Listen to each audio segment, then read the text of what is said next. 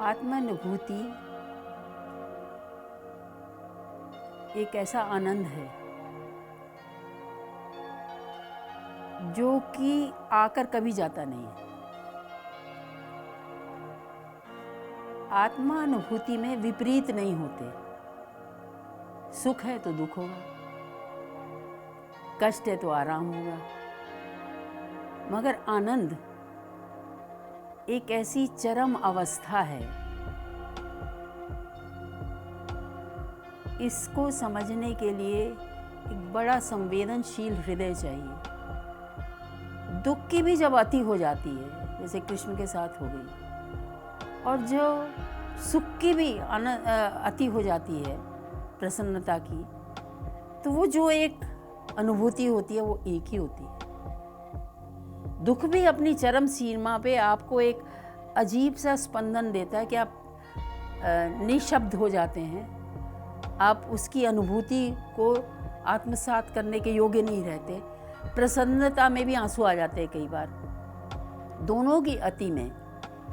तो ये अनुभव शायद ही कोई मानव लेता है, क्योंकि प्रसन्नता में भी अरे भाई नज़र ना लग जाए, डस्ट हो, दुख में भी अरे भाई ये कम हो जाए, होने दो, देखना है जोर कितना बाजुए कातिल में है। क्योंकि वो दोनों की चरम सीमा की जो अनुभूति होती है वो आनंद होता है, और वो आनंद आत्मानुभूति के बाद आता है। कैसे कि आप उस प्रकाश से भरे जाते हो जो कि आपके अंदर की सारी दुविधाएं, शंकाएं, प्रश्न सब धो देता है, और निशब्द हो जाते हो। आपका कोई प्रश्न ही नहीं रहता, सारा समाप्त हो जाता है। जब ये ध्यान से ही होता है, ध्यान के बाद की ये समाधि जैसी अवस्था कह लीजिए, तभी ये चरम अनुभूति होती है। थोड़ा सा अपना अनुभूति बताऊंगी। जब वो प्रकाश को से मैंने अपने को परिपूर्ण पाया या एक अनुभूति पाई, तो एक बाल सुलभ चपलता कि आपका स्वरूप दुनिया को बता दिया जाए। थोड़ी बहुत मुझे ड्राइंग भी आती है, कर सकती हूँ मैं। तो एक आवाज़ आई, चेतना की आवाज़, नहीं, तुम लोगों को ये स्वरूप देखने योग्य बनाओगे। जब जाना होगा वो तुम्हारा शरीर का उद्देश्य यही है, वो अंतिम दिन होगा जब तुम इसकी बात करोगे। तो आत्मानुभूति से मेरा मतलब ये नहीं कि मैं कोई महान हूँ, मेरा मतलब है कि तब आपको अपने जीवन का उद्देश्य एकदम स्पष्ट समझ में आता है। जैसे मुझे एक शब्द में या ध्यान में उतरा था, या परम चेतना से मैं संयुक्त हुई थी, या उस प्रकाश को मैंने देखा। स्वरूप तो मैं अभी नहीं, मुझे निषेध है। तो यही आया कि तुम्हें इस प्रकाश को, आत्मानुभूति को कैसे पाना है, इसका मार्ग लोगों को स्वयं बताना है, उनको सक्षम बनाना है। बस उद्देश्य मिल गया जीवन का। आत्मानुभूति के बाद आपको जीवन का उद्देश्य मिल जाता है, क्योंकि उसी उद्देश्य को, अब चाहे आप उसको मोक्ष कह लें, चाहे मुक्ति कह लें, चाहे परमानंद कह लें, चाहे सच्चिदानंद से मेल होना कह लें, ये इसी का निचोड़ है। तो इसके लिए आत्मानुभूति पाने के लिए योग ज़रूरी है। योग में आसन प्राणायाम इतना है, उसका भाग है, क्योंकि आप स्वस्थ रहेंगे तभी कर पाएंगे, मगर सबसे ज़रूरी यम नियम है। फिर अपनी धारणा स्पष्ट हो आपकी क्या है, फिर आपका ध्यान सही लगे। फिर समाधि का मतलब ये नहीं है कि आप दुनिया से निर्लिप्त हो जाओ कि हम कोई हमें चीज़ नहीं व्यापती, नहीं। आप हैं शव की तरह, कोई आपके अंदर स्पंदन नहीं कुछ, मगर आप पूरे चैतन्य हैं। मतलब चैतन्यता की चरम सीमा समाधि होती है।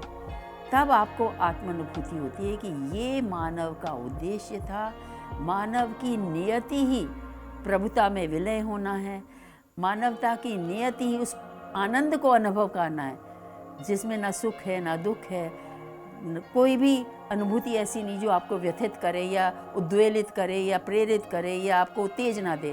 तो अगर ये हमने अनुभव नहीं किया तो हमारे मानव जीवन का उद्देश्य ही पूरा नहीं हुआ। हमको ये अनुभूति पानी है, बाल सुलभ अनुभूति, जो बिल्कुल बालक नवजात शिशु आता है, सबसे पहले उसका ये हिस्सा बाहर आता है। तो ये सहस्त्रार चक्र होता है, आते ही सूर्य की रोशनी देता है, मगर वो भूल जाता है वो क्यों दुनिया में आया है, क्योंकि हम उसको भुला देते हैं। तो बड़े बड़े संतों की भाषा भी बोल दूँ, ज्ञानियों की भाषा तो हो गई बहुत, कि किसी ने आतर होके, आर्त होके पूछा एक संत से, प्रभु क्या है, आपके पास क्या है जो आप इतने आनंद में हो? कहते बस एक ही शब्द, तू भुलिया होया है, तू भूल गया है और मुझे याद है मैं कौन हूँ। अब वो ये तो नहीं कहेंगे कि मैं प्रभु हूँ, तू भूल गया है मुझे याद है, बस इतना सा है। तू भूल गया तेरा उद्देश्य क्या है, तू भूल गया तू कहाँ, कौन तेरा स्रोत था, तू भूल गया कि उसका नाम तूने नाम रख के हमने संतुष्टि पाली, सच्चिदानंद परमेश्वर ये, मगर भैया वो तो तेरे अंदर ही है। सच्चे आनंद में रहो। सच्चिदानंद क्या है? सच्चे चित्त का आनंद। इतना आसान, सच्चे चित्त वाले हो जाए, आनंद ही आनंद है। सही ध्यान लगा ले, बचपन में माँ ने इतना मारा, ध्यान लगा ले। तो ये मानव जीवन का उद्देश्य है, प्रभुता को समझ के प्रभुता का स्वरूप ही बन जाना, प्रभुता का कर्म ही यहाँ करना, उस परम सत्य का कर्म ही करना। इतना छोटा सा काम दिया उसने, मेरा कर्म कर जाके। प्रणाम भैया, जब भी आप याद करेंगे, फिर जो मुझसे हो सकेगा मैं ज़रूर आपसे बांटने का प्रयत्न करूंगी। और प्रभु से प्रार्थना है कि सबको सद्बुद्धि दें, सब सत्य प्रेम कर्म और प्रकाश के रास्ते पे चलें। सत्य मनसा वाचा कर्मणा सत्य, प्रेम जड़ चेतन से एक सा प्रेम, कर्म जो कर्म सामने है वही पूजा है। झाड़ू लगाना कोई भी कर्म निकृष्ट नहीं। प्रकाश जो चीज़ हमारे उत्थान में सहायक नहीं, सत्यम शिवम सुंदरम नहीं, उसको नहीं करना है। तो अपने आप घड़ा खाली होगा, प्रकाश से भरा जाएगा। प्रणाम।